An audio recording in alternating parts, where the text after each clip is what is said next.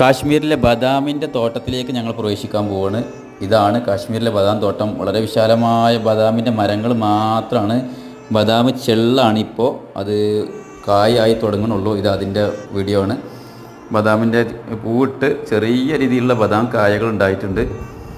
ഇത് ഫുള്ളായിട്ട് നമ്മുടെ നാട്ടിലൊക്കെ ജാതിക്ക കൃഷി ചെയ്യുന്നത് പോലെ അതുപോലെയാണ് ഇതിവിടെ ദൂരെ എങ്ങനെ നിരനിരയായിട്ട് കൃഷി ചെയ്തിരിക്കുകയാണ്. പിന്നെ ഇത് മാത്രമല്ല, പൂക്കളുണ്ട്. ശ്യാമാശ പൂക്കൾ പൊറുക്കുകയാണ്. അങ്ങനെ പൂക്കളും തോട്ടങ്ങളും ബദാം തോട്ടങ്ങളും എല്ലാം കൂടി ചേർന്ന ഒരു പ്രത്യേക രീതിയിലുള്ള സ്ഥലമാണ് ഇത്. ഈ ബദാം വെയർ എന്ന് പറയപ്പെടുന്ന സ്ഥലം.